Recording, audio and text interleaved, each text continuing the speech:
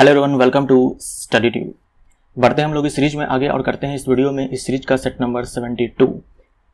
इस पूरे सीरीज का ये सेट नंबर 72 है और इलेक्ट्रिसिटी चैप्टर का ये पार्ट नंबर 9 है। इस सीरीज के अंदर आने वाले हर वीडियो का पीडीएफ डाउनलोड करने के लिए ये टेलीग्राम चैनल का आईडी है। आप इस आईडी के माध्यम से टेलीग्राम चैनल को ज्वाइन कर सकते हो, या फिर यहाँ पर ये क्यूआर कोड है, इसे स्कैन करके टेलीग्राम चैनल को ज्वाइन कर सकते हो अगर आप पीडीएफ को डाउनलोड करना चाहते हो तो। अब बढ़ते हैं वीडियो में आगे और करते हैं प्रश्नों को। इलेक्ट्रिसिटी चैप्टर का ये पार्ट नंबर 9 है, सेकेंड लास्ट पार्ट है ये, और इस पूरे सीरीज का ये सेट नंबर 72 है। दो हीटर है, प्रत्येक पर 100 वाट 220 वोल्ट अंकित है, को श्रेणी क्रम में 220 वोल्ट स्रोत से जोड़ा जाता है। कुल खपत शक्ति ज्ञात करें। दो हीटर है, मान लो ये एक हीटर है, एक और हीटर है, इस प्रकार से, और दोनों को श्रेणी क्रम में जोड़ा गया है इस प्रकार से 220 वोल्ट सप्लाई के साथ। और इस दोनों पर क्या है कि रेटेड है। रेटेड क्या है, यानी कि लिखा हुआ है, अंकित है 100 वाट, माफ करिएगा 1000 वाट 220 वोल्ट। यहां पर भी लिखा हुआ है 1000 वाट 220 वोल्ट। इस हीटर पर रेटिंग है 1000 वाट 220 वोल्ट, इस वाले पर भी सेम रेटिंग है 1000 वाट 220 वोल्ट और 220 वोल्ट के साथ जोड़ा गया है। ये जो रेटिंग दिया हुआ है 1000 वाट 220 वोल्ट, इसका मतलब ये हुआ, ये हीटर आपसे ये कहना चाहता है कि 220 वोल्ट स्रोत के साथ अगर हमें जोड़ोगे तो पावर कंज्यूम करूंगा मैं 1000 वाट। इसका मतलब यही है कि 220 वोल्ट सप्लाई अगर आप हमें देंगे तो हम 1000 वाट जो है पावर को कंज्यूम करेंगे। ये इस रेटिंग का मतलब है। अगर आप 220 वोल्ट को चेंज करोगे, स्रोत है इसको आप चेंज करेंगे, मान लो 440 कर दिया, 520 कर दिया, 110 कर दिया, तो फिर ये पावर कंज्यूम जो यहाँ पर किया जाएगा वो चेंज हो जाएगा। ये रेटिंग देकर बस आपको एक इंफॉर्मेशन दी गई है कि 220 वोल्ट सप्लाई के साथ जोड़ोगे तो 1000 वाट पावर कंज्यूम किया जाएगा, ये इसका मतलब है। तो दो हीटर जो कि आइडेंटिकल है, सेम रेटिंग है, 220 वोल्ट के साथ दोनों को जोड़ा गया है, तो पावर टोटल मिल करके ये कितना कंज्यूम करेंगे, ये सवाल आपसे पूछा गया है। तो अब आप ध्यान में रखेंगे यहां पर, ये बहुत ज्यादा इंपॉर्टेंट है। देखो, अगर बल्ब को या फिर हीटर को लगा दिया जाए श्रेणी क्रम में और आपसे पूछ दिया जाए कि नेट पावर कितना कंज्यूम किया जाएगा, तो आप लगाएंगे ये वाला फॉर्मूला। याद करो, हम लोग रजिस्टर के केस में लिखते थे 1/R equivalent is equal to 1/R11 plus R2। ये ठीक वैसा ही है। रजिस्टर के केस में इक्विवेलेंट रेजिस्टेंस निकालने के लिए पैरेलल कॉम्बिनेशन में जो हम तरीका अपनाते हैं, ठीक वही तरीका हम लोग यहाँ पर पावर को निकालने के लिए अपनाएंगे श्रेणी क्रम में। याद रखिएगा, रजिस्टर के केस में पैरेलल में और यहाँ पर श्रेणी क्रम में, और यहाँ से हम लोग पी नेट निकालेंगे। रजिस्टर के केस में आपको याद होगा, समानांतर क्रम के लिए मैंने आपसे कहा था कि मान लो कि टोटल n संख्या में रजिस्टर है और सबका प्रतिरोध मान लो कि R ही है, तो जो R इक्विवेलेंट आएगा सबको समानांतर में जोड़ने पर वो R बटे में n आएगा। ठीक वैसे ही यहाँ पर मान लो कि बहुत सारे बल्ब हैं, संख्या में n बल्ब है या n हीटर है, श्रेणी क्रम में लगे हुए हैं, और नेट पावर पूछ दिया जाए तो आप P बटे में n करेंगे। P यानी कि जो पावर रेटेड होगा, जो पावर लिखा होगा, रेटेड पावर जो होगा वो, और बटे में हीटर की संख्या या फिर बल्ब की संख्या, जो भी डिवाइस दी होगी उसकी संख्या। रेजिस्टेंस के केस में, पैरेलल कॉम्बिनेशन के केस में मैंने आपसे कहा था कि अगर मान लो R1 R2 दो प्रतिरोधक है, उसको हम समानांतर क्रम में लगाते हैं तो उसका जो समतुल्य आएगा वो लिखा जाएगा R1 R2 divided by R1 plus R2। ठीक वैसे ही श्रेणी क्रम में हीटर हो या फिर बल्ब हो, टोटल मिलकर के कितना पावर कंज्यूम करेंगे, उसके लिए हम लोग ये फॉर्मूला अपनाएंगे। ध्यान रखिएगा, रेजिस्टेंस के केस में हम लोग पैरेलल में जो करते हैं वही काम हम लोग पावर के केस में करेंगे, लेकिन सीरीज में करेंगे। तो अब मैं क्या करता हूं, इन सारे को मिटाता हूं। मिटाने के बाद देखो, हमारे पास दो हीटर है और रेटेड पावर देखो कितना है दोनों पर, दो हीटर है, संख्या में दो है और दोनों आइडेंटिकल है। रेटेड पावर जो है 1000 वाट है। तो ये फॉर्मूला अपना लगा दो यहाँ पर, P net is equal to P/2 यानी कि 1000 बटे में 2 यानी कि 500 वाट। 500 वाट हमारा आंसर हो जाएगा। दो हीटर प्रत्येक पर 100 वाट 220 वोल्ट अंकित है, को श्रेणी क्रम में 220 वोल्ट स्रोत से जोड़ा जाता है। कुल खपत शक्ति ज्ञात करें। ये ध्यान रखिएगा, 220 वोल्ट यहाँ लिखा होगा और सप्लाई भी 220 वोल्ट ही होना चाहिए, जो कि होगा ही। आपके एग्जाम में अगर सवाल आएगा तो ये जो रेटेड वोल्टेज है और जो सप्लाई किया गया वोल्टेज है वो सेम ही होंगे। यहां पर भी देखो संख्या में 2 हीटर्स हैं और रेटेड पावर दोनों पर कितना है कि 100 वाट है। तो P नेट हम निकालेंगे P/2 से, P/N फॉर्मूले से। तो ये 50 वाट। याद रखिएगा श्रेणी क्रम में है तब हम लोग ऐसा कर रहे हैं। 2 हीटर प्रत्येक पर 500 वाट 220 वोल्ट अंकित है। कुछ श्रेणी क्रम में 220 वोल्ट स्रोत से जोड़ा जाता है। कुल खपत शक्ति ज्ञात करें। कुल खपत शक्ति ज्ञात करें। तो यहां पर भी वही फंडा हम लोग अपनाएंगे। P net is equal to 500/2 यानी कि 250 वाट। सी हमारा आंसर। 2 हीटर प्रत्येक पर 1000 वाट 220 वोल्ट अंकित है को पार्श्व क्रम में, इस बार पार्श्व क्रम में समानांतर में 220 वोल्ट स्रोत से जोड़ा जाता है। कुल खपत शक्ति ज्ञात करें। जो रेटेड वोल्टेज है वही सप्लाई किया गया वोल्टेज होना चाहिए। तो इस बार देखो पार्श्व क्रम में है तो रेजिस्टेंस के केस में जो काम हम लोग करते हैं श्रेणी क्रम में वही काम हम लोग यहां पर कर देंगे पावर के केस में पार्श्व क्रम में। तो पैरेलल कॉम्बिनेशन के लिए हम लोग P नेट निकालेंगे P1 + P2 + P3 है ना। और रेजिस्टेंस के केस में हम लोग क्या करते थे श्रेणी क्रम में ये काम करते थे R1 + R2 + R3 इस प्रकार से। तो यहां पर देखो हमारे पास 2 ही हीटर हैं, दोनों का पावर 1000 वाट है तो 2000 वाट हो जाएगा।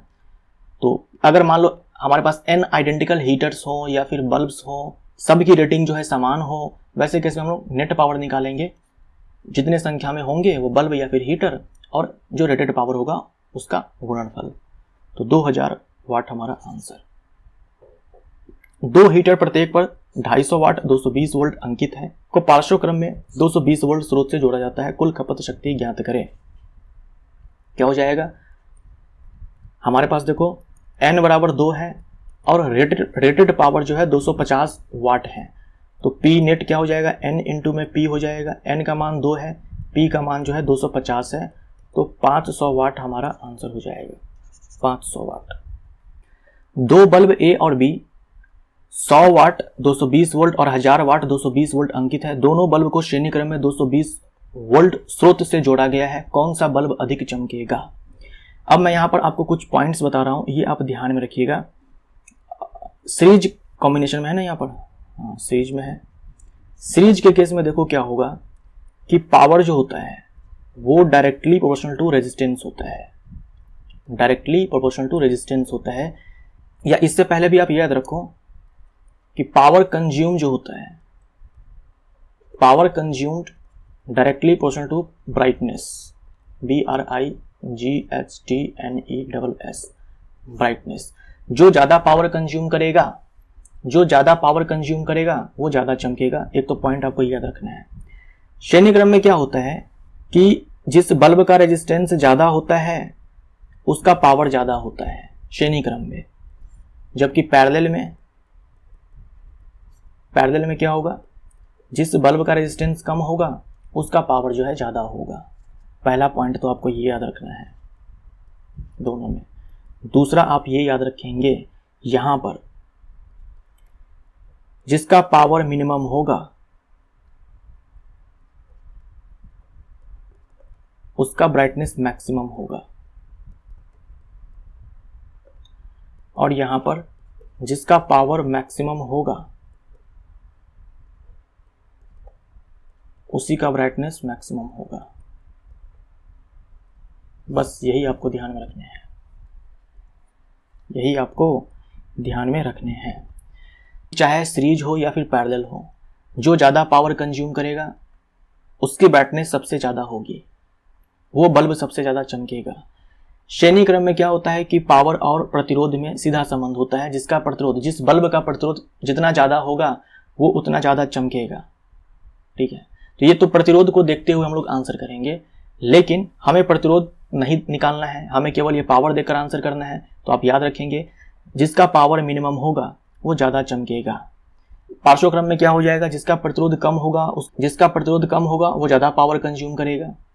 ये तो हम रेजिस्टेंस को देखते हुए निकालेंगे, लेकिन रेटिंग को देखते हुए हम लोग ऐसे निकालेंगे, जिसका पावर मैक्सिमम होगा वो ज़्यादा ब्राइटनेस करेगा। हम लोग अपने घरों में जो बल्ब लाते हैं खरीद करके, तो आपने ये चीज़ नोटिस किया होगा कि अगर 100 वाट का बल्ब है तो थोड़ा कम चमकता है, 110 वाट का बल्ब है तो वो ज़्यादा चमकता है, क्योंकि हमारे घरों में जो बल्ब लगे होते हैं वो पैरेलल में लगे होते हैं। तो कन्फ्यूजन नहीं रखना है। आप अपने घर के बारे में सोच लेना कि भैया हम घरों में बल्ब लगाते हैं, जितना ज़्यादा वाट का लगाते हैं उतना ही ज़्यादा बल्ब चमकता है। तो इसका मतलब ये हुआ कि रेटेड पावर जितना ज़्यादा होगा उतना ही बल्ब चमकेगा समानांतर पार्श्वक्रम के केस में। तो इसके ठीक विपरीत क्या हो जाएगा, श्रेणी वाले में हो जाएगा। तो याद रखना काफ़ी सिंपल है। कौन सा बल्ब अधिक चमकेगा, तो जिस पे पावर कम होगा लिखा हुआ 100 वाट हमारा आंसर हो जाएगा। बल्ब ए हमारा राइट आंसर हो जाएगा। मिनिमम रेटेड पावर वाला ज़्यादा चमकेगा। ये जो पावर है ये कंज्यूम पावर है, ठीक है, पावर कंज्यूम्ड, वरना आप कंफ्यूज कर जाएंगे ना। ये पावर कंज्यूम और ये क्या है कि रेटेड पावर है। रेटेड पावर यहाँ पर मैक्सिमम है, यहाँ पर मिनिमम है। 3 बल्ब ए बी सी, ये सारे क्या है, रेटिंग दी हुई है, अंकित है। तीनों बल्ब को श्रेणी में 220 वोल्ट स्रोत से जोड़ा गया है। कौन सा बल्ब अधिक चमकेगा, देख लो भाई। श्रेणी क्रम में है तो मिनिमम पावर वाला ढूंढ लो। मिनिमम पावर वाला कौन है, इधर 100 वाट है, इधर 25 वाट है, इधर 1000 वाट है, तो 25 वाट। मिनिमम पावर जो है 25 वाट वाला है, यानी ये सबसे ज़्यादा चमकेगा। तो ये ए है, ये बी है, ये सी है, ये 1000 वाट वाला, तो बी हमारा answer. 3 bulb A B C, rating C दी गई है, अंकित है। तीनों बल्ब को पार्श्व में 220 वोल्ट स्रोत से जोड़ा गया है। कौन सा बल्ब सबसे अधिक चमकेगा। अब पार्श्व क्रम में है तो रेटेड पावर जिसका ज़्यादा होगा वो सबसे ज़्यादा चमकेगा, तो 1000 वाट वाला। तो यहाँ पर आंसर हमारा सी हो जाएगा। 3 एक समान प्रतिरोधकों को सबसे पहले श्रेणी क्रम में संयोजित किया जाता है और उसके बाद इन तीनों को पार्श्व में उसी स्रोत से जोड़ा जाता है। दोनों ही स्थितियों में उत्पन्न ऊष्मा की अनुपात ज्ञात करें। देखो 3 रेजिस्टर है, सबका रेजिस्टेंस समान है, यहाँ पे लिखा हुआ ना 3 एक समान प्रतिरोधकों को सबसे पहले जोड़ा गया इन तीनों को श्रेणी क्रम में। स्रोत मान लो V है, पोटेंशियल डिफरेंस V है। बाद में क्या हुआ, स्रोत को वही रखा, VE रखा, लेकिन अब इन तीनों को जोड़ दिया पार्श्व क्रम में। अब बोल रहा है यहां पर बताओ जो कुल ऊष्मा का उत्सर्जन होगा और इस वाले में जो कुल ऊष्मा का उत्सर्जन होगा उसका अनुपात क्या होगा, ये पूछा है। तो देखो श्रेणी क्रम में मान लो HS मैंने लिख दिया, heat released in series, V² divided by R into में T। अब यहां जो R है हम लिखेंगे R इक्विवेलेंट, और यहां पर जो R इक्विवेलेंट आएगा वो 3R आएगा। यहां पर जो R इक्विवेलेंट आएगा वो कितना आएगा, R/3 आएगा। अब देखो ये जो V है ये तो दोनों में भाई कांस्टेंट है, दोनों में कांस्टेंट है, ये तो दोनों में कांस्टेंट है, टाइम भी दोनों के लिए सेम है, यानी जो H है और जो R है इसमें उल्टा रिलेशन है। जो H है और R में उल्टा रिलेशन है, तो HS/HP हम लिखते हैं तो बराबर हो जाएगा RP/RS। अब देखो RP कितना है, R/3 है, और RS कितना है, 3R है। R से R खत्म हो जाएगा तो 1/9 हो जाएगा, 1:9 हमारा आंसर हो जाएगा। बहुत आसान है, बहुत आसान है, कुछ था ही नहीं इसमें। H = V² divided by R into में T था। देखो स्रोत सेम रखा है तो ये कांस्टेंट हो गया, टाइम दोनों के लिए कांस्टेंट हो जाएगा, तो H inversely proportional to R है। H जो है इनवर्सली प्रोपोर्शनल टू R है। अब देखो ये सवाल जो है ये पूछा गया था 11 जून को उत्तराखंड वन दरोगा के एग्जाम में। जो पिछला सवाल मैंने आपको करवाया एग्जैक्ट वही सवाल है। 2 समान पदार्थ के चालक तार जिनकी लंबाई तथा व्यास समान है, आपको याद हो तो R = ρL/A होता है। अब देखो इनडायरेक्ट वे में आपसे ये कह दिया गया है कि जो R है दोनों तार का वो समान है। कैसे, 2 समान पदार्थ यानी कि रो सेम हो गया, लंबाई सेम है और व्यास समान है यानी कि एरिया ऑफ क्रॉस सेक्शन ये भी इक्वल है।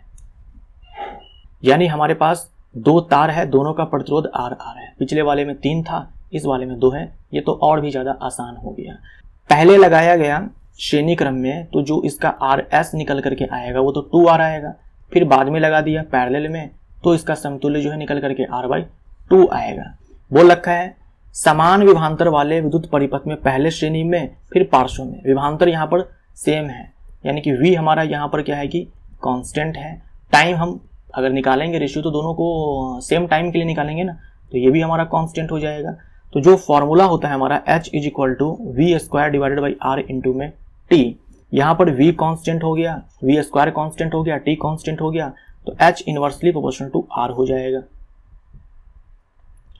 तो HS divided by HP is equal to RP divided by RS। RP का मान कितना है, R/2 है, और ये RS जो है ये 2R है, तो ये 1/4 हो जाएगा। 1:4 हमारा आंसर। आसान सवाल था, कोई टफ सवाल नहीं था। कोई विद्युत केतली 220 वोल्ट पर प्रचलित होने पर 1 किलोवाट विद्युत शक्ति उपभोक्त करती है, इसके लिए किस अनुमानतक के फ्यूज तार का उपयोग किया जाना चाहिए। यह भी सवाल पूछा गया था 11 जून उत्तराखंड वन दरोगा के एग्जाम में। तो देखो पावर बराबर हमारे पास फॉर्मूला होता है V इंटू में I। पावर बराबर ये फॉर्मूला होता है। पावर हमारे पास देखो 1 किलोवाट है, यानी कि 1000 वाट है। V हमारे पास 220 है।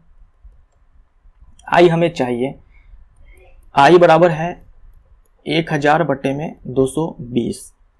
इसको हम सॉल्व करेंगे, कितना हो जाएगा, ये 100 बटे में 22 हो जाएगा, ये 50 बटे में 11 हो जाएगा। तो 11 चौक 44, 11 चौक 44, 50 में से 44 गया 6, 11 25 55, 4.5 एम्पियर। तो जो फ्यूज तार का उपयोग किया जाएगा उस पे लिखा होगा 4.5 एम्पियर। 100 वाट्स के बल्ब को 4 घंटे तक स्विच ऑन रखा जाता है। प्रयुक्त विद्युत ऊर्जा की इकाइयां होंगी। ऊर्जा चाहिए आपको, एनर्जी बराबर पावर इंटू में टाइम, और वो भी इकाइयां यानी कि यूनिट्स में चाहिए, यानी कि किलोवाट आवर में चाहिए। तो पावर हमारे पास कितना है कि 1000 वाट है, इसको किलोवाट में कन्वर्ट करना होगा तो 1000 से भाग लगाएंगे। टाइम हमारे पास 4 घंटे हैं, 4 से मल्टीप्लाई करेंगे तो 0.4 यूनिट्स हमारा आंसर निकल करके आएगा। डी आंसर हो जाएगा। यदि 60 वाट का बल्ब प्रतिदिन 5 घंटे प्रयोग किया जाए तो 30 दिन में कितने यूनिट बिजली खर्च होगी। यहां भी हमें एनर्जी चाहिए, पावर इंटू में टाइम चाहिए। पावर है 60 वाट, इसको हम लोग कन्वर्ट करेंगे, देखो यूनिट में चाहिए ना, यानी कि किलोवाट आवर में चाहिए। 1 किलोवाट आवर बराबर 1 यूनिट होता है, इसको हम लोग कन्वर्ट करेंगे किलोवाट में। टाइम जो है हमारे पास है 5 घंटे 1 दिन के लिए, लेकिन हमें टोटल 30 दिन में बताना है, तो इसमें हम लोग 30 से भी मल्टीप्लाई कर देते हैं। तो 1 0 2 0, यहाँ से 2 0 खत्म हो जाएगा, और 5 दूनी में 10, 2 तिहाई 6, 3 तिहाई 9, 9 यूनिट्स हमारा आंसर हो जाएगा। एक मकान में 2 बल्ब लगे हैं, उनमें से एक दूसरे से अधिक चमकता प्रकाश देता है, निम्न में से कौन सा कथन सही है। अब मकान बोल रखा है, तो मकान में आप जानते हो जो बल्ब लगे होते हैं वो समानांतर क्रम में लगे होते हैं। जहां मैंने आपसे ये कहा कि जो इस वाले में पावर जो कंज्यूम होता है वो ज़्यादा करता है जिसका प्रतिरोध कम होता है, और जिसका रेटेड पावर जो है मैक्सिमम होता है,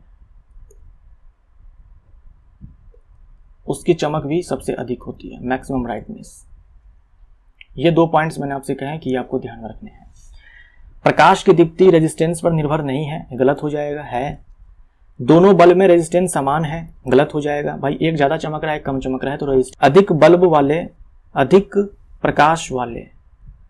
प्रकाश वाले बल्ब में रेजिस्टेंस अधिक है, अधिक प्रकाश वाले बल्ब में रेजिस्टेंस अधिक है, ये गलत हो जाएगा ना। देखो जो ज्यादा पावर कंज्यूम करेगा वो ज्यादा चमकेगा। पैरेलल के केस में जिसका प्रतिरोध कम होता है वो ज्यादा पावर कंज्यूम करता है। यहाँ पर लिखा है कि अधिक प्रकाश वाले बल्ब में रेजिस्टेंस अधिक है, तो गलत हो जाएगा। कम प्रकाश वाले बल्ब में रेजिस्टेंस अधिक है, ये सही हो जाएगा।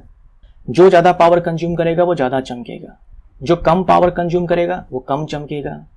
अब यहाँ पर कंज्यूम पावर और रेजिस्टेंस में उल्टा संबंध है। भाई कम पावर कंज्यूम कब करेगा, जब रेजिस्टेंस ज्यादा होगा, तो डी हमारा आंसर हो जाएगा। डायनेमो का कार्य है, डायनेमो बोल दे या फिर बोल दे जनरेटर, इसका काम होता है यांत्रिक ऊर्जा को विद्युत ऊर्जा में बदलना। जो विद्युत मोटर होता है उसका काम होता है विद्युत ऊर्जा को यांत्रिक ऊर्जा में बदलना। बैटरी का काम होता है रासायनिक ऊर्जा को विद्युत ऊर्जा में बदलना। डायनेमो या जनरेटर का काम होता है यांत्रिक ऊर्जा को विद्युत ऊर्जा में बदलना। बल्ब का फिलामेंट बना होता है, बल्ब का फिलामेंट टंगस्टन का बना होता है। टंगस्टन का जो मेल्टिंग पॉइंट होता है वो 3380 डिग्री सेल्सियस होता है। फ्यूज किस सिद्धांत पर कार्य करता है। फ्यूज काम करता है विद्युत धारा के ऊष्मीय प्रभाव पर। जब विद्युत धारा का प्रवाह होगा तो ऊष्मा उत्पन्न होगा, उसी सिद्धांत पर यह फ्यूज काम करता है। फ्यूज तार बना होता है सीसा प्लस टीन से। फ्यूज तार की विशेषता ये होती है कि इसका प्रतिरोध उच्च होता है और गलनांक निम्न होता है। प्रतिरोध उच्च होता है और गलनांक निम्न होता है। विद्युत बल्ब के अंदर कौन सी गैस भरी जाती है? विद्युत बल्ब के अंदर गैस भरी जाती है वायु, ऑक्सीजन, कार्बन डाइऑक्साइड। उपर्युक्त में से कोई नहीं हमारा आंसर हो जाएगा। देखो, टंगस्टन का ऑक्सीकरण रोकने के लिए इसके अंदर वायु निकालकर आर्गन या नाइट्रोजन गैस को भरा जाता है। नाइट्रोजन जो है हाई टेम्परेचर पर भी ये टंगस्टन के साथ रिएक्शन नहीं करेगी और आर्गन जो है इनर्ट गैस है। प्रकाश वोल्टीय सेल होते हैं, प्रकाश वोल्टीय सेल होते हैं सौर सेल। देखो, जो प्रकाश वोल्टीय सेल होते हैं वो प्रकाश ऊर्जा को विद्युत ऊर्जा में बदलने का काम करते हैं। तो सौर सेल सौर ऊर्जा को विद्युत ऊर्जा में परिवर्तित करता है, सौर ऊर्जा जो कि प्रकाश ऊर्जा ही है। प्रकाश वोल्टीय सेल प्रकाश ऊर्जा को विद्युत ऊर्जा में परिवर्तित करता है, इसीलिए जो सौर सेल है वो एक प्रकार का प्रकाश वोल्टीय सेल है।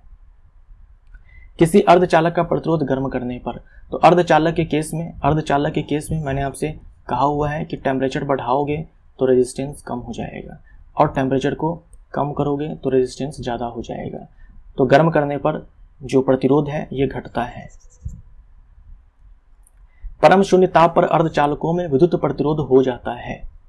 फिर से यहाँ अर्धचालक की बात की गई है। टेम्परेचर बढ़ाओगे रेजिस्टेंस कम हो जाएगा, टेम्परेचर कम करोगे रेजिस्टेंस ज़्यादा हो जाएगा। सोचो, कम करते करते करते करते आप तापमान शून्य कर दोगे, परम शून्य कर दोगे, 0 केल्विन कर दोगे, तो ये जो प्रतिरोध है ये बढ़कर अनंत हो जाएगा। तो हमारा आंसर ए हो जाएगा। जबकि मान लो कंडक्टर होता, उस केस में हम लोग टेम्परेचर को कम करते तो एक टाइम के बाद जो है रेजिस्टेंस 0 हो जाता है और तब हम उसको बोलते हैं सुपर कंडक्टर। ये सब मैं आपको ऑलरेडी बता चुका हूँ। ट्रांजिस्टर बनाने के लिए उपयोग किया जाता है सेमीकंडक्टर। तो सिलिकॉन और जर्मेनियम हमारा आंसर हो जाएगा। ये क्या है? सेमीकंडक्टर यानी कि अर्धचालक। सेमीकंडक्टर्स। 1 किलोवाट आवर बराबर क्या हो जाएगा? 1 किलोवाट आवर। देखो, 1 किलोवाट को हम लोग 1000 वाट लिख सकते हैं और 1 आवर को हम लोग लिख सकते हैं 60 गुने में 60 यानी कि 3600 सेकेंड। इसी को हम लिख सकते हैं 3.6 इंटू 10⁶ वाट सेकेंड। हम लोगों ने किलोवाट आवर को हम लोगों ने वाट सेकेंड में कन्वर्ट कर दिया। आवर को पहले मिनट में कन्वर्ट किया, फिर सेकेंड में। तो ये है हमारा वाट सेकेंड। 3.6 इंटू 10⁶। ये वाट सेकेंड को हम लोग जूल बोलते हैं, क्योंकि एनर्जी बराबर पावर इंटू में टाइम होता है। पावर का ऐसा मात्रक वाट होता है, टाइम का सेकंड होता है। तो वाट सेकंड बोल दो या फिर इसी को जूल बोल दो। तो उपर्युक्त सभी हमारा आंसर। कोई विद्युत बल्ब 220 वोल्ट के जनित्र से संयोजित है। यदि बल्ब से 0.5 एम्पियर विद्युत धारा प्रवाहित होती है तो बल्ब की शक्ति क्या है? पावर बराबर V इंटू में I फॉर्मूला होता है। V हमारे पास 220 है, I का मान जो है 0.5 है। तो यहाँ से 5 दूनी में 10, 5 दूनी 10, 11, 0, 110 वाट हमारा आंसर हो जाएगा। 110। 400 वाट अनुमत का कोई विद्युत रेफ्रिजरेटर 8 घंटे प्रतिदिन चलाया जाता है। 3 रुपये प्रति किलोवाट आवर यानी कि प्रति यूनिट की दर से 30 दिन तक चलाने के लिए ऊर्जा का मूल्य क्या है? अब हमें बिजली बिल पे करना है तो पहले हमें ये चेक करना होगा कि भाई पूरे महीने में, पूरे 30 दिन में कितना यूनिट हमने बिजली खर्च किया है। तो इसके लिए हम लोग करते हैं एनर्जी बराबर पावर इंटू में टाइम। पावर हमारे पास 400 वाट है, हम इसको किलोवाट में कन्वर्ट करेंगे।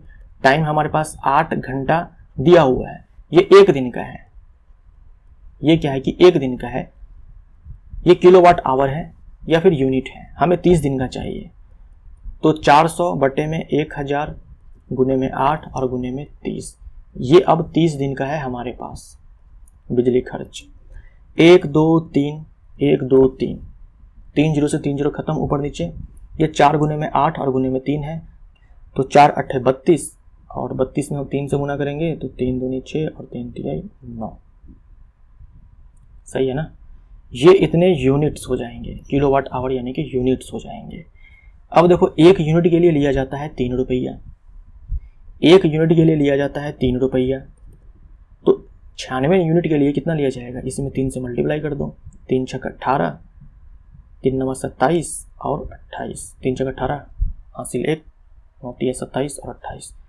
ये इतना रुपया लिया जाएगा तो 288 हमारा आंसर। तो यहाँ पर हमारा सेट नंबर जो है 72 समाप्त होता है। Thank you so much.